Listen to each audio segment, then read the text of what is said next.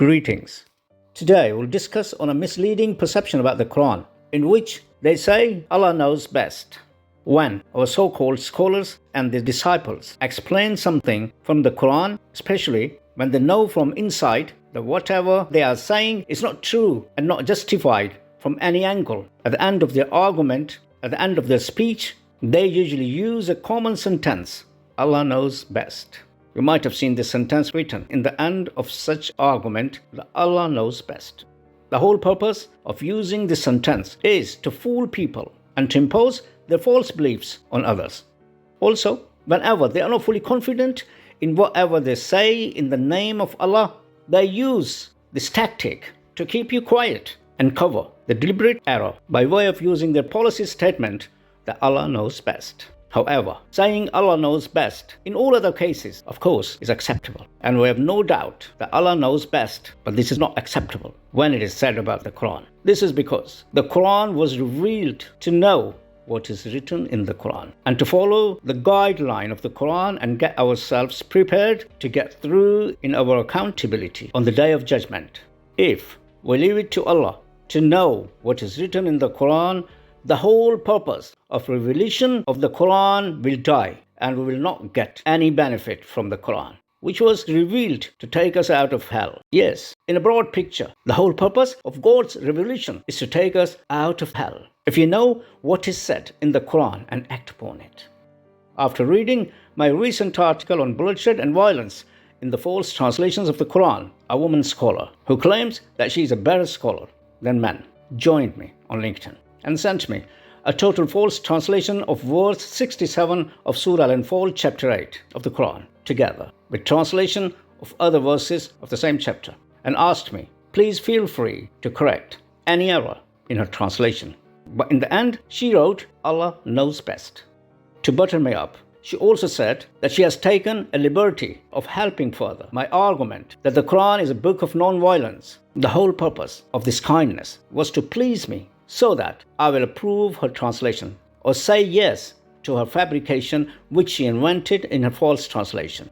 However, instead of accepting her new invention in the translations of the Quran, I politely raised my concerns about the false translation of verse 67 of Surah Al-Anfal and said to her, it will give the wrong message to the whole world, that the Quran encourages bloodshed and violence, no matter how clear we are in our understanding of the Quran. But we have to tell the truth to the world by producing the correct translation of such verses of the Quran in the translations of which bloodshed and violence are invented, so that the world will know that the Quran doesn't say such things. She didn't listen to me and kept sending me the fabricated translations and false meaning of Quranic words which she invented in her mind. And in the end of her message, she also wrote, Allah knows best. I told her that the Quran doesn't allow captivity in any circumstances, and they're not the correct meaning of these Quranic words which she uses in her translation. In her reply, she said, no worries, Allah knows best. In my next message, I tried to make her understand why we can't say Allah knows best about what is written in the Quran. I directly asked her a question. Why did Allah reveal the Quran if its message was kept hidden from people, and instead of people, Allah knows best what is written in the Quran? I added that the Quran was revealed to know what is written in it and to obey Allah's orders given in the Quran. Otherwise, there was no point of revealing the Quran. Also, the Quran is not for Allah to know best what is written in it, but it is for us to know best what is written in the Quran. After reading all that, she sent me another message in which she wrote, like I said, Allah knows best, because only Allah is all-knowing, and we must never claim to know, because we do not know unless Allah wants us to know. I wrote back to her and told her that she was referring me to the false translations which portray the teachings of her religion instead of the Quran. I also said to her, sorry, I don't have time to correct people and their thoughts. Then I asked her a simple question to think. What will happen if a teacher gives a book to his students and urges them to read and understand this book and know what is written in it, as their final exam will be done according to this book? But students say to the teacher, you know best what is written in this book. What happened? Will those students get through in their exam? Will those students pass the test? Will those students pass their exam? Will those students be successful in the final exam? No, obviously not. They will not pass their test. They will not get through their exam. Likewise, Allah gave us a book to know what is written in it and urges us to follow its direction, to be successful in our accountability, to be held before Allah. But instead of knowing what is written in the book, what is written in the Quran, we keep saying Allah knows best.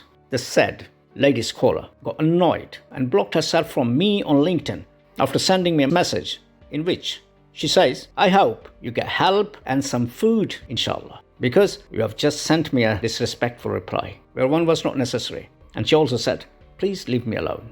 Whereas the fact is that I don't ask anyone to join me, nor do I separate anyone from me. People come to me willingly and stay connected with me with respect. Those who are offended by my word-for-word correct translation of the Quran, they voluntarily separate from me. It always saddens me to see why don't we use our brains and blindly follow those scholars who fool us and keep us away from the teachings of the Quran. Hopefully, you will use phrases like Allah knows best with understanding and not follow those who mislead you by using the name of Allah. Thanks ever so much.